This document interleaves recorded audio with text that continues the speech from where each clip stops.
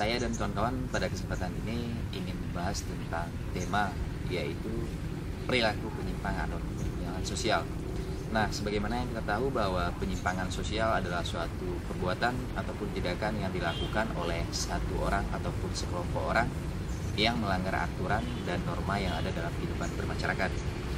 Nah, sebagaimana pula yang kita tahu bahwa perilaku penyimpang sekarang ini tidak lagi mengenal batas usia dan umur.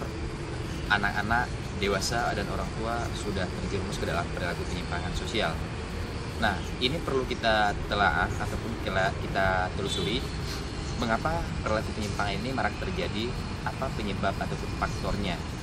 Nah, yang pertama, di sini kami akan menjelaskan dan juga akan dijelaskan oleh teman-teman saya nanti apa itu perilaku penyimpang, dan kedua bagaimana jenis-jenis perilaku penyimpangan sosial. Yang ketiga yaitu bagaimana perspektif sosiologi melihat perilaku penyimpangan sosial itu, dan yang keempat atau yang terakhir yaitu apa solusi dan juga cara untuk mengatasi dan juga meminimalisir terjadinya aksi perilaku penyimpangan sosial. Nah, di sini akan dijelaskan pertama sekali yaitu perilaku penyimpangan itu apa yang disampaikan oleh Sudah memperkenalkan saya. Di sini saya akan menjelaskan mengenai perilaku penyimpangan. Jadi perilaku penyimpangan itu adalah perbuatan atau tingkah laku yang melanggar nilai atau norma-norma hukum yang ada di dalam kehidupan bermasyarakat. Definisi penyimpangan yaitu yang pertama itu adalah definisi penyimpangan secara statistikal, di mana definisi penyimpangan secara statistikal ini adalah perilaku yang masih awam, bahkan perilaku yang jarang dilakukan dan perilaku yang tidak sering dilakukan. Contohnya pada masyarakat yang masih primitif, yang namanya orang-orang yang minum minuman yang beralkohol, melakukan seks bebas, itu pada masyarakat primitif itu adalah perilaku yang masih awam, bahkan perilaku yang tidak sering dilakukan, itu yang namanya perilaku yang masih disebut dengan perilaku penyimpangan. Secara absolut dan mutlak, di mana secara absolut dan mutlak ini adalah aturan-aturan sosial yang dianggap sebagai sesuatu yang mutlak dan jelas sudah ada di dalam kehidupan bermasyarakat, tanpa terkecuali aturan-aturan itu harus diikuti oleh semua orang-orang yang ada di dalam kehidupan bermasyarakat itu. Kita lihat pada masyarakat pedesaan, di mana masyarakat pedesaan itu sangat menjunjung yang namanya aturan-aturan ataupun budaya yang ada di dalam kehidupan bermasyarakat. Contoh, pada masyarakat desa itu sangat sering melakukan yang namanya gotong royong dibandingkan dengan masyarakat kota. Di dalam masyarakat desa, melakukan gotong royong itu adalah sebagai suatu kegiatan yang sudah memang harus dilakukan. Jika misalnya di dalam masyarakat itu tidak melakukan gotong royong, di dalam perilaku penyimpangan ini secara absolut dan mutlak, jika ada orang yang tidak melakukan gotong royong, itu dinamakan dengan perilaku penyimpangan. Sebentar, Sameja akan menjelaskan tentang jenis-jenis penyimpangan sosial. Jenis-jenis penyimpangan sosial ada 4. Yang pertama, tawuran atau perkelahian antar pelajar. Tawuran atau perkelahian antar pelajar merupakan perilaku penyimpangan sosial akibat dari kompleksnya kehidupan kota yang disebabkan oleh masalah sepele. Yang kedua, penggunaan narkoba atau narkotika. Penyalahgunaan narkoba atau narkotika menggunakan tanpa izin hanya untuk kenikmatan sesaat. Perilaku penyimpangan yang akan ditimbulkan yaitu pembunuhan, perampokan, dan pemerkosaan. Yang ketiga, hubungan seksual. Hubungan seksual merupakan perilaku menyimpang yang melanggar norma agama dan norma sosial. Dan yang terakhir yaitu tindakan kriminal. Tindakan kriminal merupakan perilaku penyimpangan sosial yang melanggar norma sosial, norma agama, norma hukum, dan norma yang lainnya. Contohnya seperti perampokan, pembunuhan, penculikan, dan lain-lainnya. Dan selanjutnya akan dijelaskan oleh Baiklah kawan-kawan semua, saya Maya Zurianti. Di sini saya akan melengkapi pembahasan kami tentang perilaku menyimpang, di mana saya akan membahas tentang teori-teori yang berspektif sosiologis, yang mana teori ini nantinya akan menjelaskan tentang bagaimana terbentuknya suatu perilaku menyimpang dalam kelompok masyarakat, baik itu kelompok masyarakat ataupun individu-individu itu tersendiri.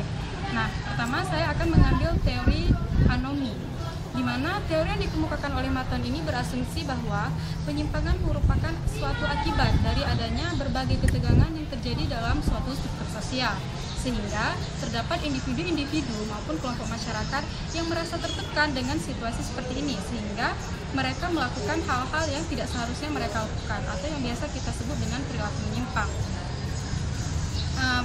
Teori ini dapat diilustrasikan seperti ini. Dalam masyarakat industri modern, mereka mempunyai tujuan-tujuan tertentu untuk mencapai kehidupannya, yaitu suatu pencapaian kesuksesan material, yang mana berupa kekayaan, kesejahteraan ataupun kemakmuran hidup, serta pendidikan yang tinggi. Nah, untuk menempuh itu semua, diperlukanlah suatu akses-akses tertentu, di mana akses tersebut berupa ya sekolah, lembaga pendidikan, tempat pekerjaan yang menjanjikan, kedudukan politik, bahkan jabatan seperti itu. Nah, namun permasalahannya, akses-akses tersebut sangatlah terbatas bagi semua lapisan masyarakat. Artinya, tidak semua lapisan masyarakat dapat menjangkau akses-akses tersebut. Nah, dengan keterbatasan akses tersebut, maka muncullah suatu situasi yang kita namakan dengan situasi anomi, di mana tidak adanya titik temu antara tujuan dan cara-cara yang sah seperti itu. Nah, sehingga dengan munculnya situasi anomi ini maka berdampak negatif bagi sebagian lapisan masyarakat tadi, sehingga mereka mencapai tujuan-tujuan mereka dengan melakukan cara-cara yang tidak sah, yaitu seperti ya berperilaku menyimpang seperti itu, misalnya mencuri, atau yang lagi marak-maraknya terjadi seperti begal motor yang dilakukan oleh sekelompok remaja seperti itu. Nah, dan juga teori yang kedua adalah teori proses belajar atau teori yang kita namakan dengan teori sosialisasi, di mana teori sosialisasi ini berasumsi bahwa penyimpangan itu bukan suatu hal atau bukan suatu sifat yang diwariskan ataupun diturunkan, melainkan sosialisasi atau penyimpangan itu merupakan sesuatu hasil dari proses belajar. Nah, di mana proses belajar ini didapatkan dengan adanya interaksi dengan orang lain, yang mana komunikasinya ini bersifat intens seperti itu. Nah, dan juga teori yang terakhir ada teori labeling, di mana teori ini berpendapat bahwa penyimpangan merupakan tindakan atau suatu tindakan yang dilabelkan ataupun dicap kepada diri seseorang berdasarkan reaksi atau respon dari masyarakat seperti itu. Nah, di mana penyimpangan di sini dapat bersifat relatif, di mana pada sebagian masyarakat suatu tindakan dapat dikatakan sebagai perilaku menyimpang, dan pada masyarakat lain suatu tindakan dapat dikatakan mereka bukan perilaku menyimpang. Hal ini tergantung bagaimana interaksionisme simbolik yang diberikannya seperti itu. Dan juga contohnya seperti ini. Pada terdapat sepasang kekasih yang berpacaran dan pulang hingga larut malam. Nah, di mana mereka pada hakikatnya tidak melakukan apa-apa. Mereka hanya makan dan minum seperti itu. Namun terdapat sekelompok masyarakat yang menganggap bahwa mereka ini telah melakukan pelanggaran atau telah melakukan perilaku menyimpang. Karena apa? Karena mereka telah melanggar norma maupun adat-adat yang ada di lingkungan mereka seperti itu. Dan juga terdapat masyarakat yang menganggapnya mereka bukan melakukan atau tidak melakukan suatu penyimpangan. Karena apa? Karena mereka tidak melakukan hal-hal yang melanggar norma, melainkan mereka hanya makan, minum, dan jalan bersama seperti itu. Mungkin sekian penjelasan teori dari saya. Penjelasan selanjutnya yaitu tentang solusi ataupun pemecahan masalah dari penyimpangan ini yang akan dijelaskan oleh kawan saya Junaidi. Nama saya Junaidi. Ya, di sini saya akan menjelaskan sedikit tentang bagaimana solusi ataupun cara untuk mengatasi dan juga meminimalisir terjadinya angka perilaku penyimpangan sosial itu. Ya, di sini kita sebenarnya melihat bahwasanya peran yang paling utama dan yang utama adalah yaitu peran keluarga untuk mendidik dan menjaga anggota keluarganya dan anak-anaknya. Nah, di sini bagaimanapun kita melihat ya apa yang cara untuk dilakukan dalam masyarakat untuk meminimalisir angka terjadinya perilaku penyimpangan sosial itu saya rasa lebih kepada faktor utamanya yaitu adalah keluarga. Nah, di sini adalah keluarga menjadi suatu tempat atau wadah di mana anak-anak menerima didikan dan penanaman etika, moral, dan juga spiritual dan kultural dari orang tua dan juga anggota keluarganya. Nah, bagaimanapun caranya ketika anak kalau tanpa didikan dari keluarga, ketika dia berbaur dengan lingkungan masyarakat, itu akan sulit dia untuk berinteraksi dan juga bergaul dengan orang-orang yang baik. Artinya ketika seorang anak tanpa didikan dari orang tua, nah maka pada saat itulah terjadinya suatu goncangan pada diri seorang anak.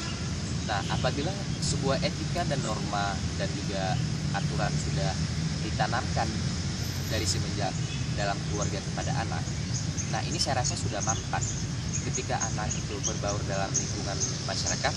Nah, di sini dia sudah mampu untuk memilah yang mana yang baik dan yang mana yang buruk, yang mana dia memilih teman yang baik dan yang mana dia untuk menjauhi temannya yang tidak baik, seperti itu. Nah, saya rasa ada 3 metode dalam mengatasi perilaku penyimpangan sosial ini. Yang pertama sekali yaitu peran penting keluarga. Nah, yang kedua sekolah, bagaimana seorang guru dalam menjaga dan mendidik muridnya itu harus memberikan suatu contoh dan juga cerminan yang baik kepada setiap murid. Nah, yang terakhir itu peran dari masyarakat. Peran masyarakat di sini kita melihat bagaimana setiap nilai yang sudah diatur berupa norma itu harus betul-betul dijalankan dan juga harus diterapkan pada semua masyarakatnya, seperti itu. Apabila misalnya terjadi suatu perilaku penyimpangan yang dilakukan, maka dia harus memberikan suatu punishment yang benar-benar yang sesuai dengan aturan dan norma yang ada. Jadi saya rasa peran yang paling utama adalah keluarga. Sekian dari bahasa dari kelompok kami, semoga bermanfaat. Lebih dan kurang kami mohon maaf. Assalamualaikum warahmatullahi wabarakatuh.